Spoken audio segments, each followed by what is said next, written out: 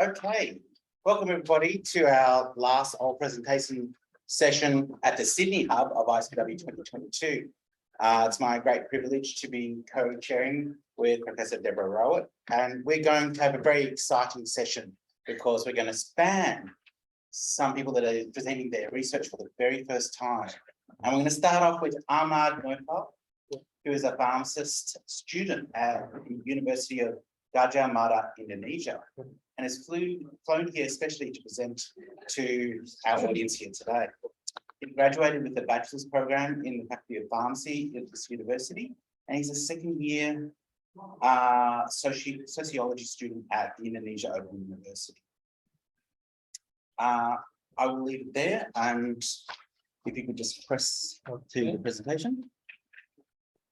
Please join me in warmly welcoming Ahmad. Yes. Good afternoon, everyone. Thank you for this opportunity. My name is Ahmad Noufal, and I am from Universitas Gadjah Mada, Yogyakarta, in Indonesia. I would like to present you about my research that's supervised by Anna Wahyuni Widayanti and Andayana Puspitasari Gani. As we know, the biomedical system is the best health system in this modern era. But because of the high technology and high science, it's make the health system is very high to pay, and it's not accessible to everyone, especially to people that in low socioeconomic communities. But the government also have the solution. We have universal health coverage in Indonesia. It's called BPJS Kesehatan with around 200 million members, and half of them are covered with free contribution. However, there are still people that looking for the traditional health system. From that story, I want to explore the health system and health-seeking behavior of a low-income community in Indonesia and investigate the factor that influence them to use traditional healthcare services. I use a qualitative research method with a phenomenological approach and took some semi-structured in-depth interview. And for the research, I will tell you about the overview of the result and then the respondent profile next to the health system, health-seeking behavior, health-seeking pattern, and finally, the traditional health-seeking behavior determinants. This is for the research site, a village in the middle of woods in Yogyakarta. It's located around Kars Hill. To give you an idea, this is the research panoramic picture. Wait, loading a bit. Okay, maybe we can skip this part. Sorry.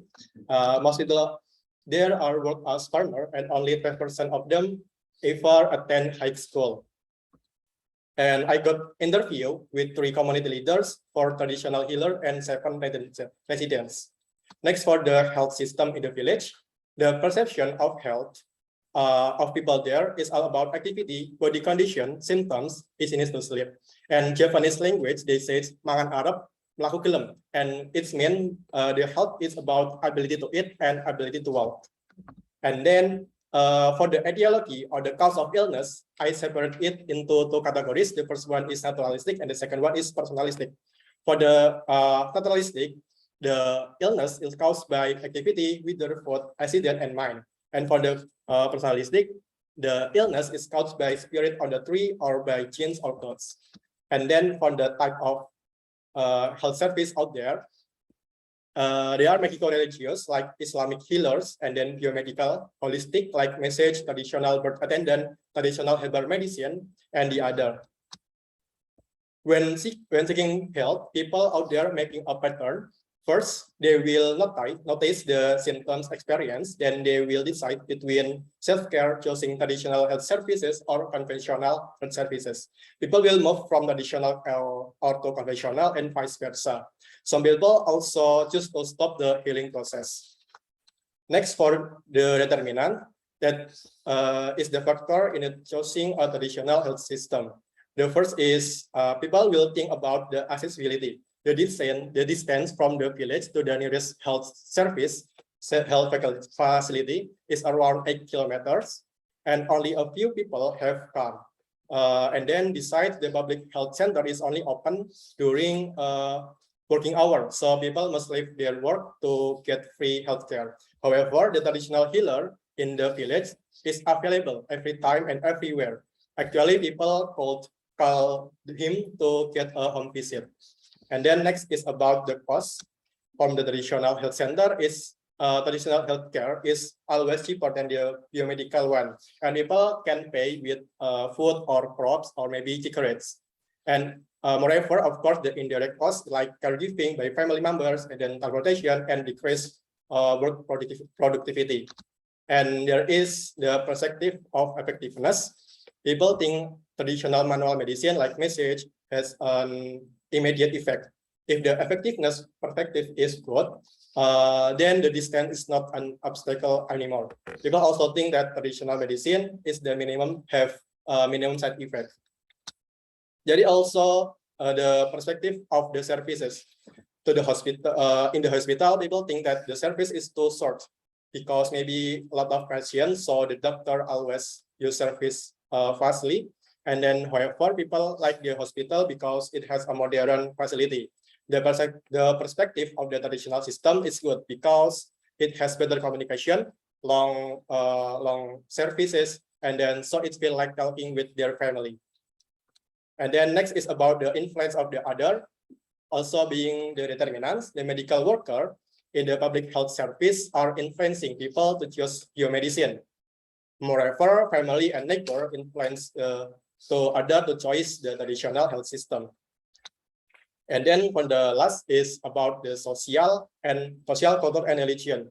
Actually, the belief in personalistic ideology is dispersed from maybe 20 to 30 years ago. And then actually none of them are coming from a traditional health service because Islamic influence. And then in the village, there are a lot of rituals to welcome the birth of a baby. So traditional birth attendant is always needed by them. And then the conclusion is the background of location like geographical, demographic, economic, social, cultural condition. It's make a health system out there, like the perception of health and sick, availability of their health service types, and then the illness and the etiology. And it makes and it will be chosen by individual characteristic to choose between what health system are they choosing, and it's make a health seeking pattern. And for my research site, individual with lower economic characteristic that will be influenced by accessibility, cost, effectivity, service quality, influence of other, and social, popular, and religion to choose traditional health services. So thank you. That was my presentation, and I would like to like my gratitude to my supervisor. Yes, because of her, I'm not PhD student. I'm not yet attend master degree yet. I'm just undergrad. I just get my bachelor degree last January, and because of her support and her challenge, I come here and learning very anything, listening, and it was very amazing experiences. Thank you very much.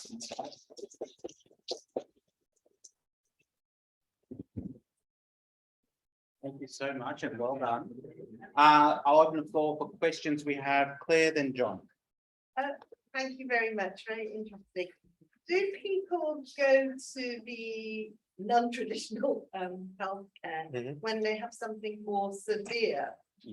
sometimes. Yeah, actually, I'd say that their belief in traditional healthcare is decreasing than in 20 or 30 years Yeah. ago. Okay, So only people with if they have certain belief or maybe they are elderly like 50, 60, Yeah, 70, they would like to choosing traditional. But for the safer one, they are almost always going to hospital. So they will like borrow their network cards to go the 8 kilometers to Yeah, the hospital. because I did some work in Bangladesh about antibiotic use and injection use, and we found when those people went to the hospital, they expected to have an injection, not just a tablet and things Yeah. like that. Does that sort of thing happen there as well? Yeah, it happened. Yeah. Thank you. Thank you and congratulations. I love this attempt to understand the choice that people make between traditional healers and more Western medicine. Now, I understand Jamu is the expression for traditional medicines in Indonesia, and the government had this scientification of Jamu, trying to give evidence to traditional medicines. Have you looked at the question of actually bringing the therapies together in addition to looking at the choices that people make? Because under the universal health coverage that you opened on your first slide, you have to recognize that the WHO suggests we've got to recognize in our essential drugs list traditional medicines. So we actually have to add these into our care. Have you looked at bringing those two together in some way? Yeah, actually in my sites, my research sites, there are I think unique phenomena like the medical workers in the public health center is get cooperation with traditional birth attendants out there in the village, and to like so the traditional health attendant in the village is near with the people, so it's accessible every time, everywhere. So like in the middle of night, they can do help mothers to birth. So the public health center is have some cooperation, like educate to the healers, like what they can do or what they cannot do. So the mother is still safe in the hand of the traditional birth attendant, something like that. Any further questions? Joy, Betty, and then we'll. Not so much a question, but I remember talking to a worker in a rural, very rural area at one stage who was a health attendant and medical person, and she encouraged the mother to bring their traditional birth attendant with them to her, because she had the medication if there was an issue with the birth, but the traditional birth attendant, they would be less likely to tear and to have a more natural birth if they had the traditional birth attendant. So she saw the benefit of both areas where the modern medicine, for one of the better description, people had lost some of the skills the traditional medicine people had, and it was important to actually link the two together. Thank you. And Betty? I'd like to congratulate you that you're not a PhD student. Well done. I wonder what you're going to do in the future. Do you like the world of research, and what would you do with your findings? Thank you. Never leave. So my plan. Yes, what's your plan? So, And is it here? yes, actually, I'm still in my pharmacist professional program, so I must go to Indonesia to finish my one last semester, and then after that, I would like to maybe stay at Indonesia and in the remote island. Actually, the Minister of Health of Indonesia have some program that like 2 years to working at the public health center out there, and then after that, I would like to looking for maybe master degree outside Indonesia, something like that. There you go. Okay, well, let's come back to later.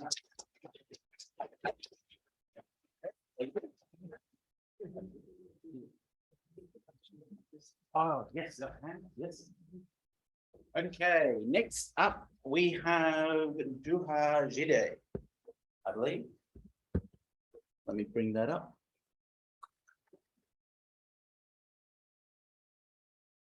Okay, and Jewel has worked as a registered pharmacist for 4 years and is currently undertaking an MPhil at the University of Sydney, and her research focuses on pharmacist-led depression screening in older adults.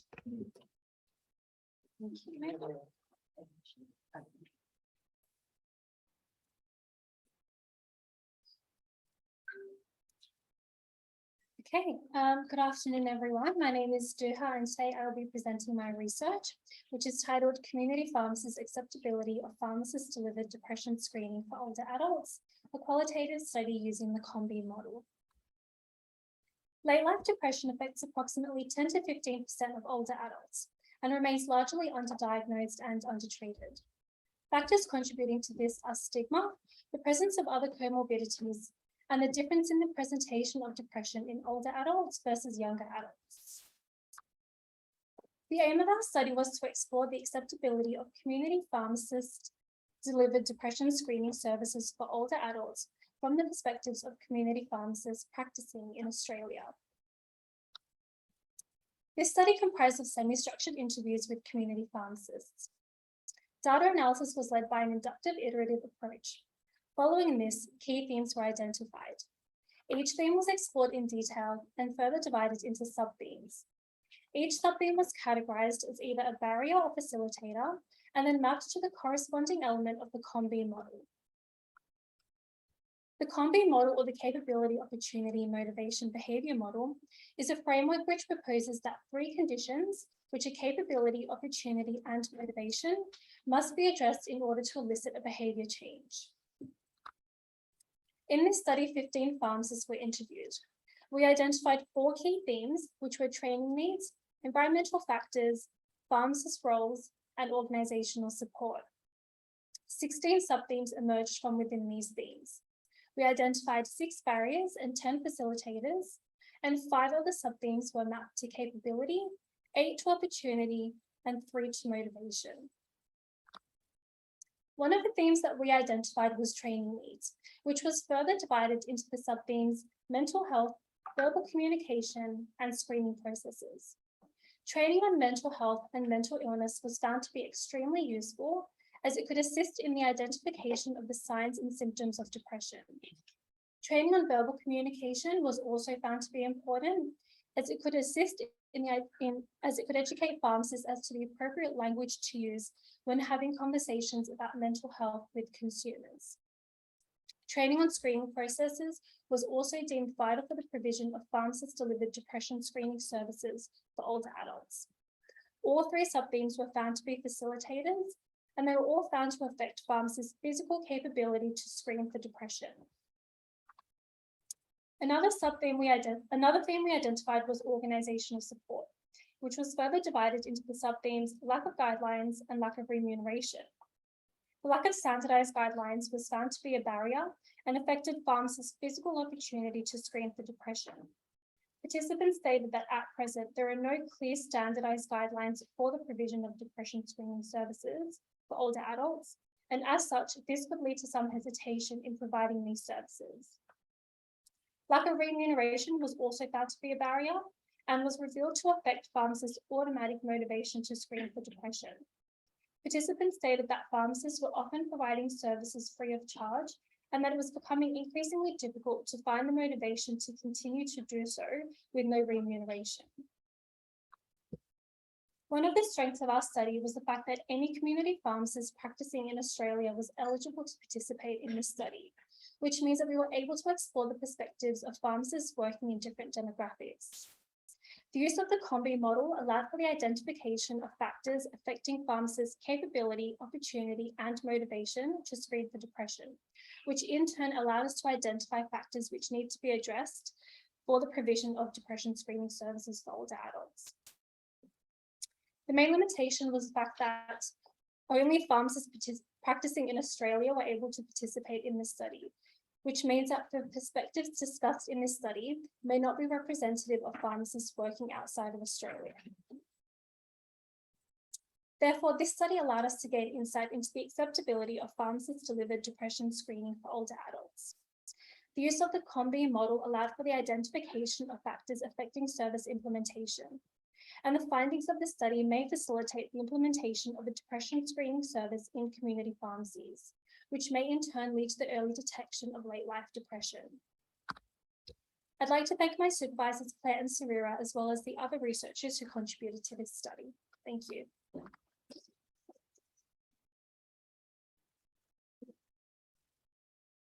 Thank you very much for that excellent presentation, and there may be some questions from the audience.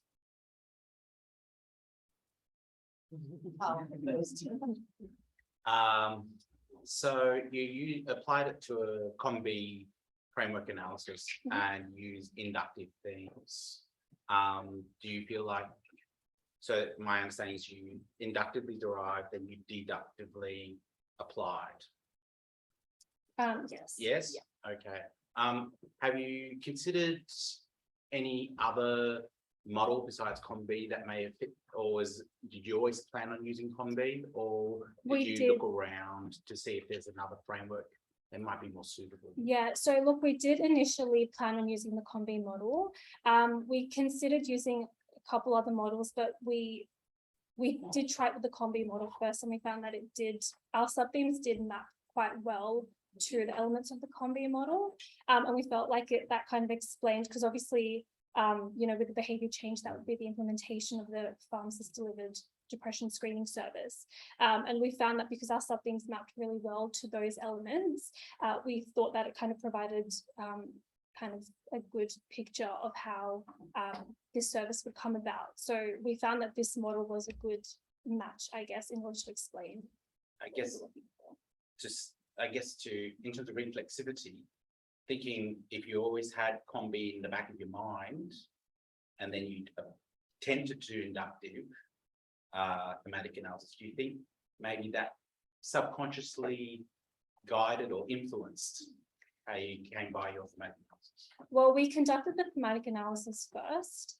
So we did that kind of without thinking about the COM-B model. So we did the thematic analysis, inductive analysis, found our themes and our sub-themes, and then we used the COM-B model. Okay. Yeah. Hi, thanks very much.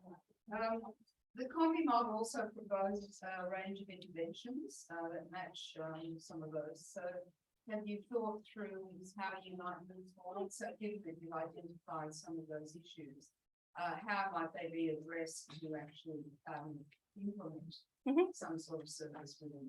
Yeah. So look, at the moment we are actually piloting a depression screening service in community pharmacies for older adults. So we actually kind of used the results from these interviews because in that study we trained pharmacists to be able to provide that service. So we kind of looked at what we kind of concluded from this study, and we kind of used that in the training package to make sure that pharmacists kind of had all of the knowledge that they had to have, and so we could address those barriers. But definitely in the implementation of this service, we obviously have to look at those barriers and facilitators and find ways to address them so that, I guess, this service can be implemented in the most effective way possible. So that would be, with the facilitators trying to enable them, and with the barriers, finding ways to kind of combat them. And so in terms of your training, what would the barriers you were visiting? So in terms of things like if there was knowledge, I guess, so pharmacists kind of said that, it was important to have that knowledge and the training, and being able to, identify those signs and symptoms, being able to use the correct language, knowing how to approach consumers and those sorts of things. So we included that in the training package, and that was quite specific for older adults. So it wasn't just kind of everyone in general, it was specific for them. Thank you for the wonderful presentation, and I think one of the findings is that there is a need for training, which I think you might be into physical capability. Yeah. Yeah, I was thinking that training may contain knowledge related to training, how to screen participants and patients or customers and coming to the pharmacy. So would that fall into more psychological capability, or what type of training were they referring to when they mentioned there's a need for training?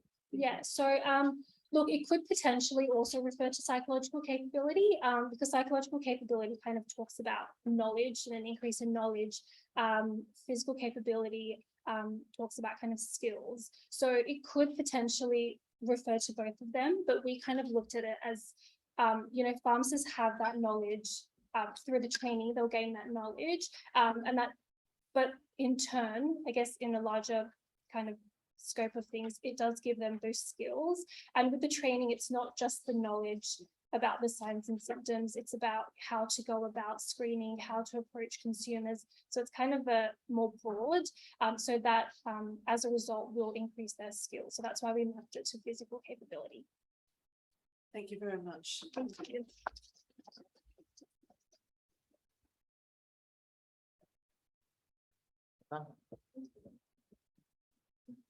Okay, for our next speaker, Carly Johnson unfortunately is unwell, so has kindly provided a video presentation. So I'm going to do my best to wrangle the technology, but we won't have any opportunity for questions. We asked you. You can ask. I can try now. Oh, we have Claire. So I'm one of us, so I can try. Hi, my name is Carly Johnston and I'm going to talk to you about a cluster analysis to describe burnout characteristics of pharmacists working during COVID. Bit loud. The aim of our study was to use cluster analysis to determine the variables that were associated with burnout for pharmacists, but also describe certain profiles of pharmacists that might be more at risk of burnout. Burnout, by definition, is an occupational phenomenon that is caused by increased and unmitigated workplace stress. It is measured using the Maslach burnout inventory and three sort of distinct components of that, and that is emotional exhaustion, which is where you feel exhausted by the work you're doing, depersonalization, which is where you feel really disconnected from the work, and reduced sense of professional achievement or personal accomplishment. Cluster analysis is a type of multivariate analysis, and we chose this type of analysis because it considers the whole person rather than just each of the variables or each of the factors. And when we're talking about burnout, it was really important to me that we didn't lose that personal feeling or lose the subjects just broken down into their constituent parts. There's a couple of different types of cluster analysis, and we used a type called the two-step cluster analysis. It has the advantage of being able to handle large data sets, and we did have a lot of both subjects and also factors to be analysed. It pre-files the data into pre-clusters, and then it looks at all those pre-clusters and determines sort of the main final clusters based on those initial pre-clusters. The algorithm decides how many clusters there are in your data set, and that's decided both on how alike each of those subjects are to one another, but also how different they are to one another, so whether they deserve to be in a cluster or in a different cluster. This type of cluster analysis can handle both categorical and continuous data, which we had in our data set, and it also ranks which of the variables or which of the factors were most important in determining that final cluster result. So in 2020, we released a survey nationally to pharmacists with help of professional bodies, and we measured burnout. We looked at demographics, and we also asked some questions around both psychosocial and work-related factors that were affecting pharmacists during COVID. We had a wonderful response. We had 647 responses, a fairly even split between hospital and community pharmacists, with most of our pharmacists having more than 10 years experience. We've published this data elsewhere. The final cluster solution that came out of this cluster analysis found that there were two distinct clusters in our data set. It found that the most important factor for determining these clusters was whether the pharmacist had experienced incivility or rudeness from their patients. And then you can see here ranked beneath those was then increased workload and primary area of practice, and then the two different domains of burnout, so emotional exhaustion and depersonalization. And so here's what we found. The cluster analysis told us that there were two distinct types of pharmacists. There were the pharmacists who experienced incivility and increased workload and more burnout, and those pharmacists worked in community pharmacy. So these pharmacists had more concern for their families' health. They worked more overtime. Their families were more concerned about their health and the impact of the pharmacist's work on both the pharmacist and the family. These pharmacists were more likely to be treated differently compared to their hospital colleagues, and they were also more likely to report that they had insufficient precautionary measures, so PPE. So this was really interesting, and again, this data is from 2020, and maybe there are some significant differences now in the way that pharmacists are experiencing COVID and their work from COVID.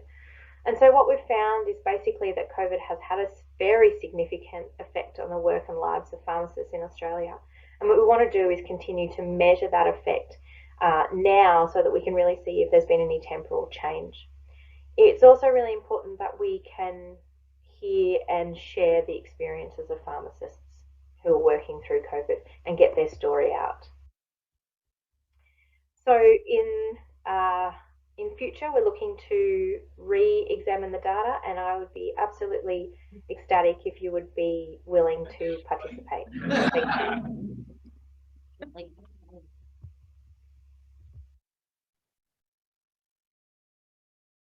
Serious about taking questions? Well, not if it's an answer. Well, Yeah.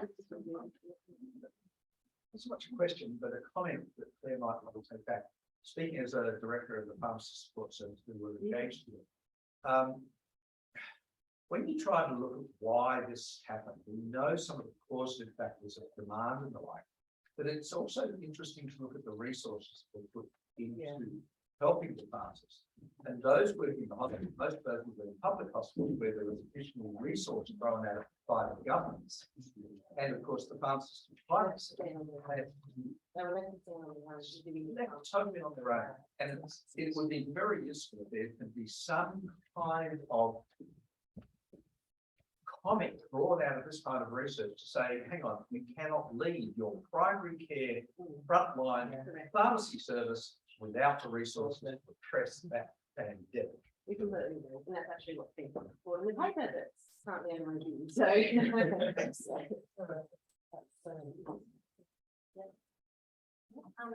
So as a hospital pharmacist, I've read some other data that actually has shown that burnout is greater in the younger population in the hospital setting. And I noticed that a large proportion of your respondents were greater than 2 years experience. So I think perhaps within the hospital cohort, maybe you're not getting to the people that actually experience the burnout. They're too busy to do it. There was quite a lot of respondents from hospital, but I know from the other data that looked at before, and I mean, she hospital pharmacist who herself talks about she experienced burnout. So she actually came into this, the PhD was going to be about hospital pharmacists burnout, and then COVID happened. So it kind of became about COVID burnout. So we didn't expect to see this. I think the other thing to think about it might have also been that particular time point. So this was in April 2020. This was when everyone was locked down across the country. You know, GP surgeries were all closing. No one knew what they were doing. Pharmacists didn't have PPE. No one could get masks even at that time. So I think that's why I think Carly's interested to do more now to see what has happened. But at the time when this hit, as John said, they clearly didn't have the support in community pharmacy, and it's really interesting to see what can be done. I think, you know, from my experience, there's widespread burnout in hospital pharmacy.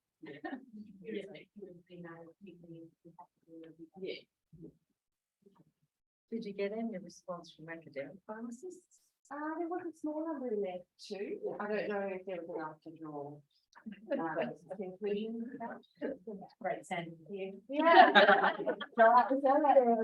Interesting to see how much worth it has been on. I think it sounds just like all the time. All teams and Zoom. Well, I think that's a very nice segue into introducing Dr. Claire O'Reilly, who from some of your students. Is a senior lecturer at the University of Sydney Pharmacy School. Claire is a pharmacist and health services researcher with expertise in mental health. as well as a practicing community pharmacist and experienced mental health trainer.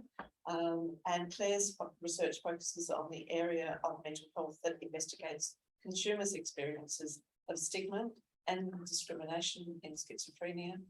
Pharmacists, professional pharmacy services, roles for pharmacists in screening people with depression, evaluation of mental health training and education programs, and new roles for pharmacists in mental health as part of a multidisciplinary team. As past national president of the Pharmaceutical Society and the first pharmacist appointed to the Medical Services Advisory Committee, which provides advice to the federal government on the strength of the evidence for safety, effectiveness and cost effectiveness of medical technologies. So I'll just get your presentation up. This one, yeah.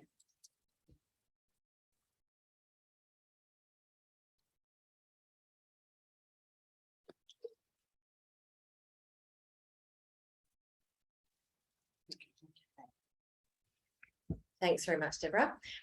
Okay, so I want to very quickly talk about the Farmer Bridge RCT this afternoon. Particularly what I want to focus on is implementing an RCT during the COVID pandemic and our learnings from that. But a bit of background. So firstly, why severe and persistent mental illness, which was the focus of our trial. And that is because of enormous health disparities for this population. So people with SPMI are known to die 15 to 20 years younger than the rest of the population. They often have poor adherence to psychotropic medications, which is often linked to relapse. We know they have poor physical health, poor access to healthcare services, impacts of the negative symptoms of their mental illness, high rates of polypharmacy, and often experience stigma and discrimination. So led by Ricky, our PhD student, Ricky did a great systematic review on what the evidence is for pharmacist roles within severe and persistent mental illness recently, which highlighted that there were quite a number of studies out there, but very few in community pharmacy. But of those that had found evidence, they were often multifaceted. So they often involved education, patient counselling as most common interventions, but really identified the need for more research in the area and particularly in community pharmacy settings.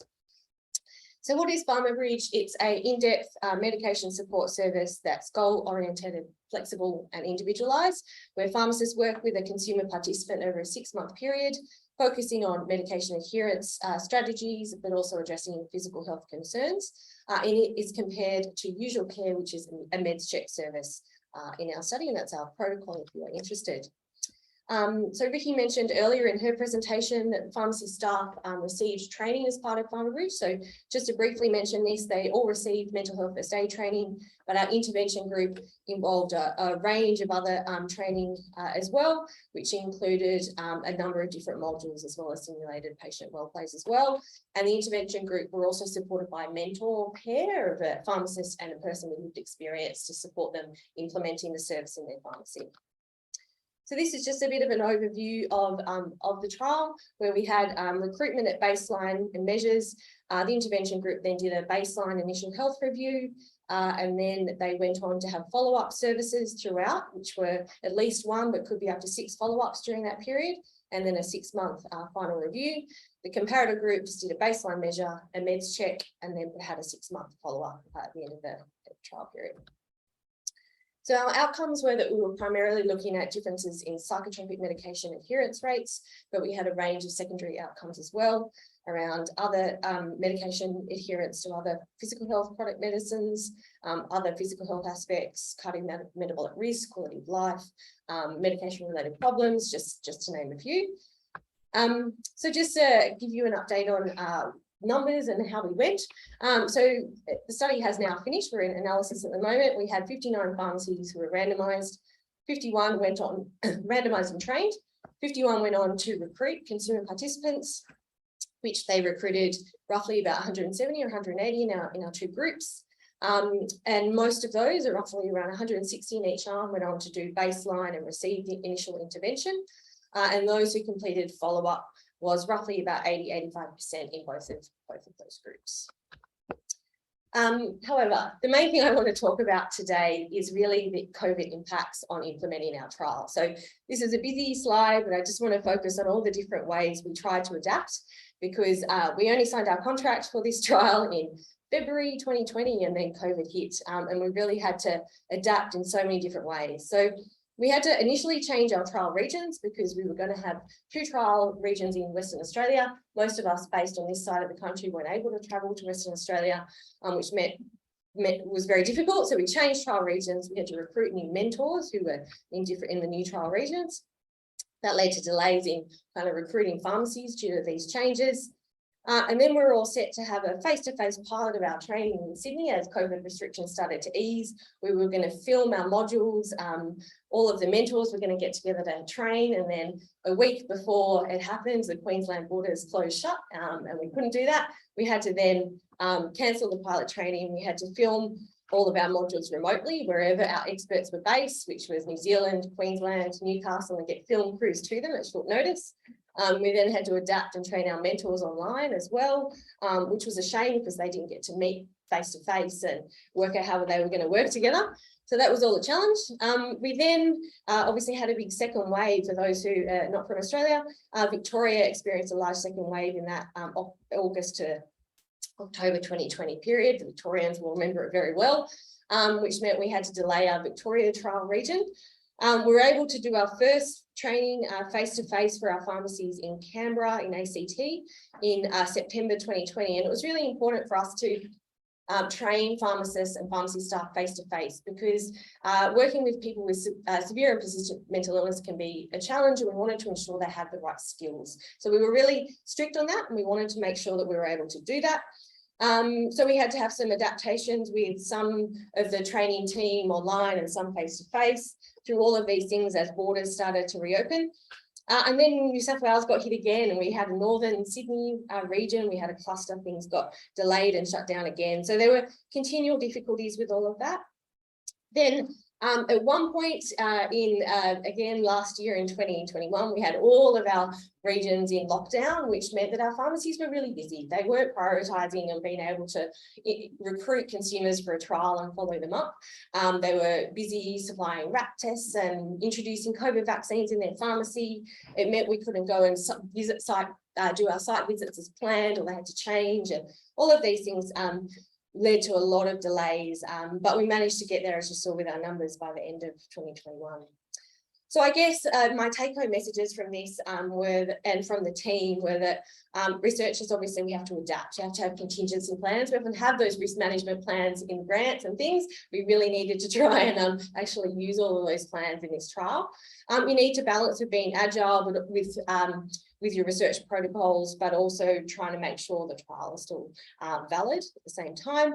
But it actually proved to be really important timing for people who live with severe and persistent mental illness, who were really isolated and experiencing significant levels of distress during the COVID pandemic. So it was really integral for pharmacists to support people living with SPMI at the time. But also you need to recognise the workload and the burnout, linking to our last talk, of community pharmacists and how that impacts on being able to implement a trial. So I just like to flag, we've got a website if you want to have a look, and there's lots of news and media about the trial, and a big shout out to a huge team. This is just me on behalf of the team, which is a large collaborative project between my colleagues at Griffith here at Sydney, PSA and the Guild. Well, thank you very much.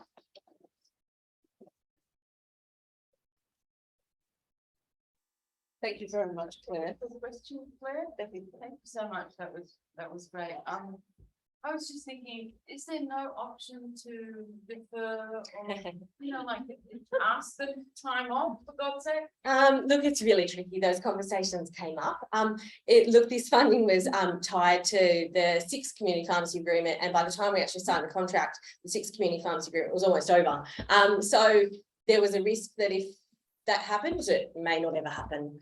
So it's kind of this balance, I guess. And we did get an extension in time, but you've got to manage the funds within a larger time frame. So there were conversations about that, but we never wanted to do that because I think it risked that it would never happen. I think it's a lot of research has happened in this same sort of circumstance, and really kind of understanding some of the other learnings that have come out of that. I think it's going to be really important. I don't know, last time I looked, maybe 6 weeks ago, there was something like 211,000 research papers published on COVID in the last 2 years. But what have been some of the learnings from having to implement this kind of research in that?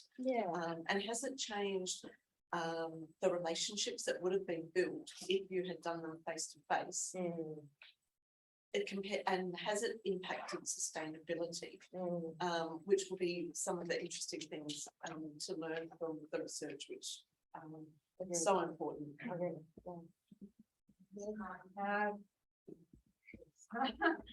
My considerations. I'm just thankful that I didn't have to trial in this period.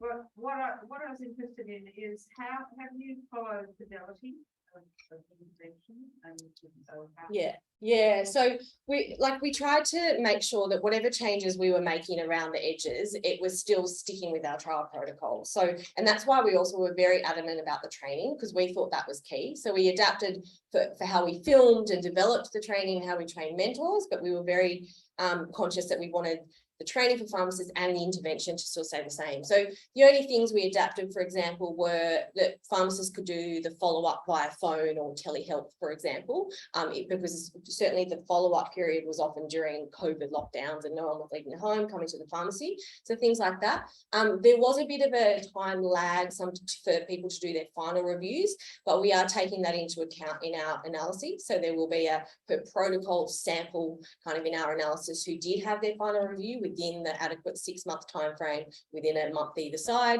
and then looking at the whole population for those that did finish but took a few months extra to that. So we have tried to, as much as there's been all of those things that have happened, I think we have still stayed very close. Yeah. Can I ask then, not only understanding the fidelity of the intervention, but what about in the comparison group like MedsCheck? What was happening to that across this period of time? Yeah, look, it's a good question.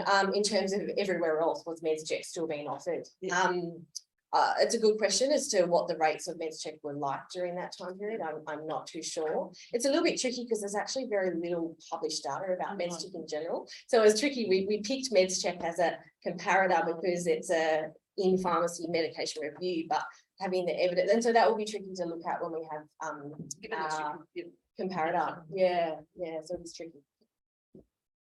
Just a quick question, thank you. So you, I guess, had two conflicting forces happening here. The fact that it was difficult to implement the intervention, but there was perhaps an even greater need for it.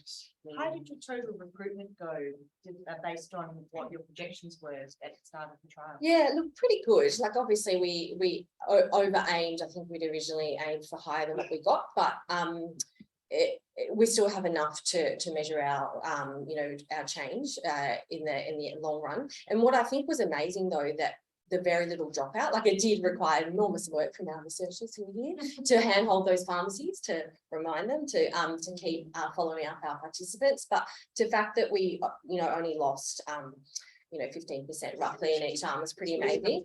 And some of the qualitative data we're getting from consumer interviews, so there's been a range of interviews done with the consumers, is just really stark about how much they valued the service from their pharmacist. So that's been really powerful. And there are some quotes that relate to the fact that they didn't really talk to any other health professionals during this time. So, yeah. Congratulations.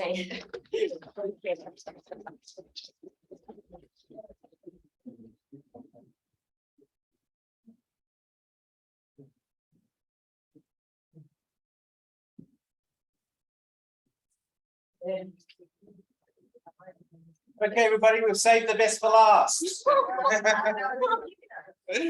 No pressure. So we're delighted to have Deborah Greenbaum, one of our alumna, graduated from the University of Sydney, BPharm Honours, first class, is currently working at the Australian Department of Health in a policy role. Deborah is also, I have to read this out, a gifted elite gymnast representing Australia for the past 10 years. Deborah brings detailed knowledge of anti-doping from both a professional and a sporting background. She is currently researching the developing area of sport pharmacy, specifically how pharmacists may assist athletes through the provision of advice and the avoidance of unintentional doping.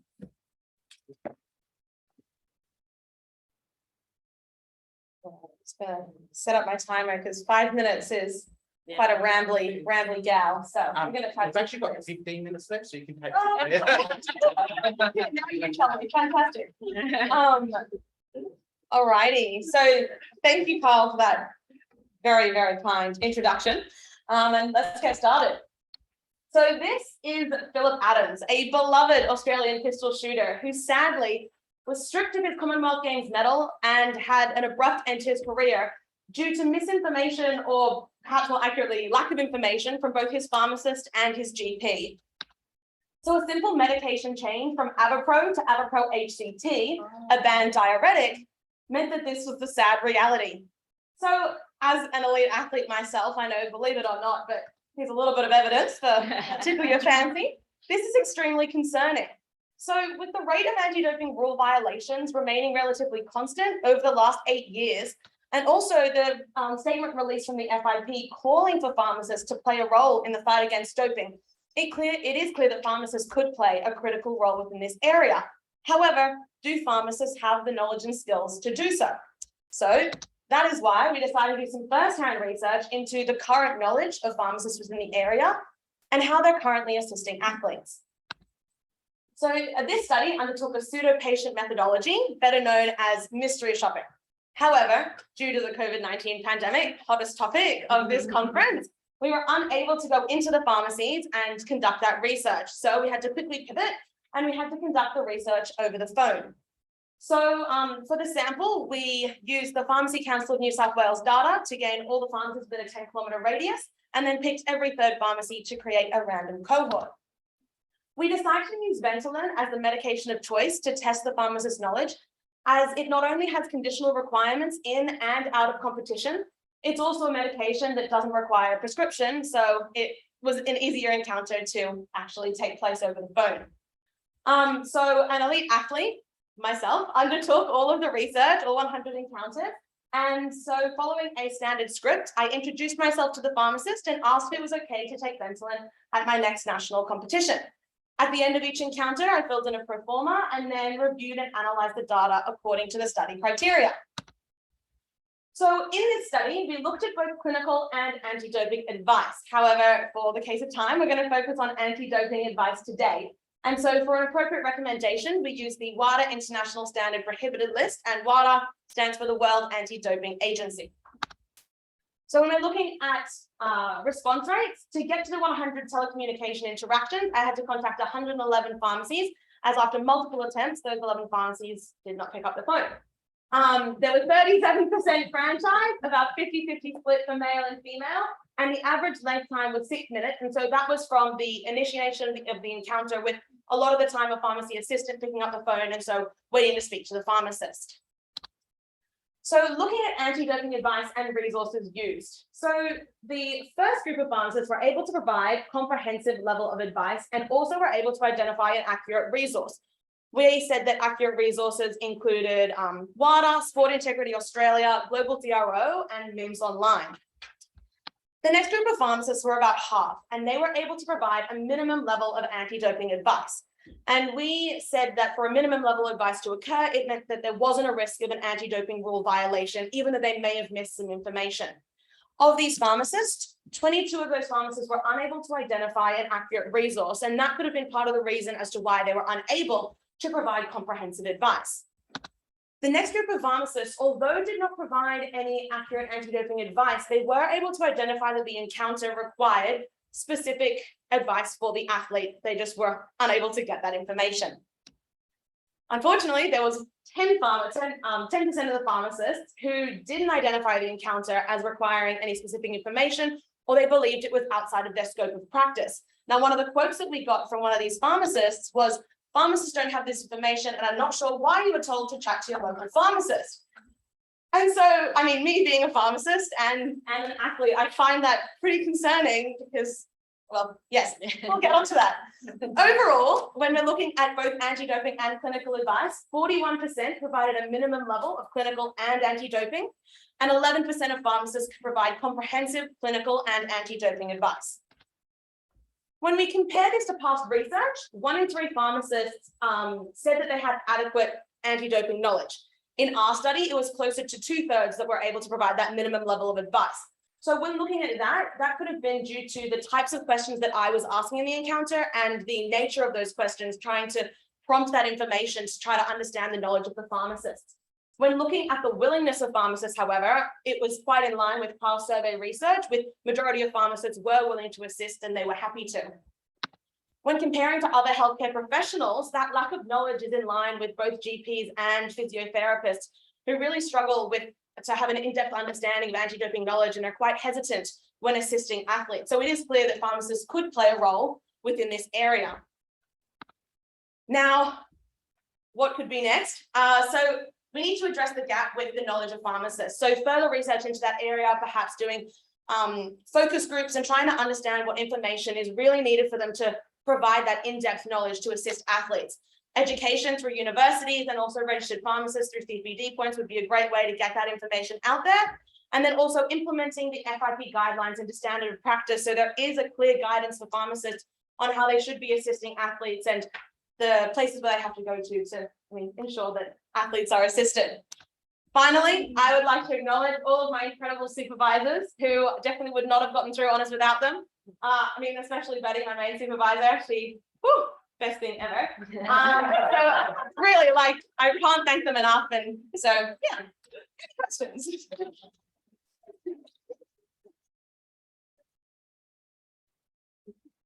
Yeah. Thank you, Dan. Maybe we're in this shopping particular area of interest and expertise of mine. So it would be a mystery to not ask a question. I'm curious about your thoughts on the ethical aspects of this particular approach to mystery shopping. So that process was thought about when we were getting ethics and whether or not you think these pharmacists deserve a bit of feedback from those input. Yeah. So when we were doing our ethics approval, that was definitely something that we thought about because we were kind of like providing those pharmacists with what the accurate information was, where they could find that information, and all of those things could definitely assist with the progress of where this sport pharmacy area is going in the future. But for the interest of an honors project, because you don't have a lot of time, we thought we'd just keep it to doing the mystery shopping and then analyzing that data. However, possibly with future research, we could actually go to those, we didn't keep track of what the pharmacies were to de-identify the information for mystery shopping, but we could go out into the community and provide information to pharmacists within that area. And as for the ethical implications, so we decided that we tried to keep it as real as possible so that we weren't trying to trip them up or try to mislead them in any way. So we used Ventolin, which is a medication which is widely used by athletes. It could be, when any questions were asked, it was for sport-induced asthma. We had all of those things about why it was being used, how it was being used. So I could provide the pharmacist with all the information that they needed to answer the questions. So we tried to keep it as real as possible to try to kind of avoid those things. Michelle. I've got two questions sort of about changes in society and things like that, and how you think, or do you think that they've affected your responses compared to the past? And one is the higher profile of sporting doping cases in the last 10 to 15 years. And the other is the fact that doping is actually coming to lower levels of sport. Used to be dope tested at nationals, but now at state, and even in some sort of more representative, it's there. Yeah. So how do you think has that influenced your data in any way? Yeah, well, that's part of the reason why we decided to do this research, because it's not just elite athletes anymore. It's anyone competing in competitive sport is under the WADA code. And so it actually, especially in Australia, which has such a strong sporting culture, it reaches such a wide group of people. And so I think, I don't know if it influenced our data, so to say, but it kind of drove the reason as to why we wanted to do it. And I think also your question about the profile of sport and kind of those changing things, I think it is definitely in the media, and it is great because the FIP has actually coming back and asking for research, and we've submitted my first paper to that to try to assist in that. And I think because there's so much focus on anti-doping at the moment, and WADA is actually updating their guidelines every single year, it's clear that we do need to keep education going, and it's constant education to update on what the new WADA code is. Even from the time of my research to now, there's been changes in the rules of salbutamol and the conditional requirements. So I think that really highlights the need for that constant education and assisting.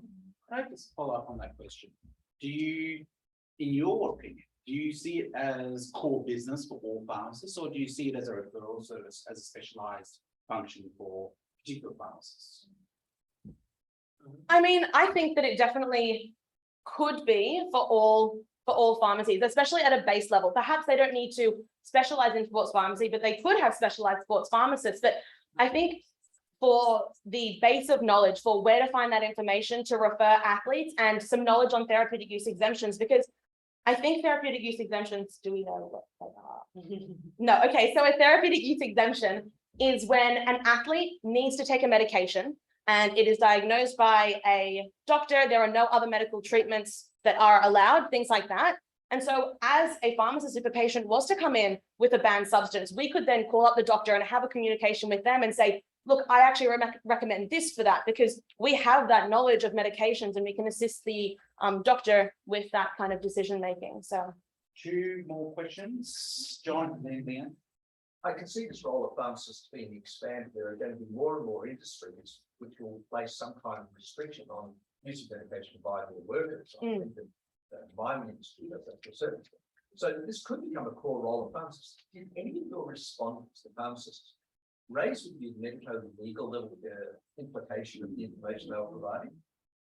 I mean, yes, a lot of them did. So a lot of them would provide information, but then say, but you should probably check with someone else. Like the amount of pharmacists that weren't confident in their response to me was, I would say, the majority of pharmacists. And I mean, I don't blame them. Like, even for me at university, I think we had one lecture in first year, and it was kind of more just about sport pharmacy in general, rather than like the resources, where to get the information, where to, like, how to help the athletes. So I think that's kind of what played. I'm a simple girl. I Googled salbutamol anti-doping while you were talking, and came up with Sport Integrity website, which I'm assuming has the correct information. Yeah. It's not hard. No. How much impact was there? And then based on some of our previous work around inadequate history taking, that influenced some of these results, rather than not accessing information because they didn't even realize that they needed that information if they didn't take the history. Yeah, so I think so what I mentioned before is like 2/3 of our pharmacists were able to provide minimum level advice, but that's because I introduced myself as an athlete. I said I was going to compete at a national competition. Like I said it nearly 3 times that I was an athlete, I was going to compete, I was going to take salbutamol. Like, we tried to make it provide all the information that we can, because I think if we kept that away and expected pharmacists to ask, oh, are you an athlete? I think the results would have been extremely, extremely different. And I think something to think about in the future is maybe pharmacists should think, oh, are you an athlete? Can I provide you with a bit of extra advice? You know, something like that. And so I think the data could have been a whole world different if it hadn't been that way. In my first PhD study in Mr. Shopping, we had 3 master pharmacy students, myself, and that was the strongest predictor of successful outcome. I had a much better outcome than others. I didn't do any others, but yeah, prompting. All right, Deborah's kindly agreed to stick around for afternoon tea so you can ask me more questions. So I don't want to keep you from afternoon tea. Please join us in the common room. And congratulations. Well.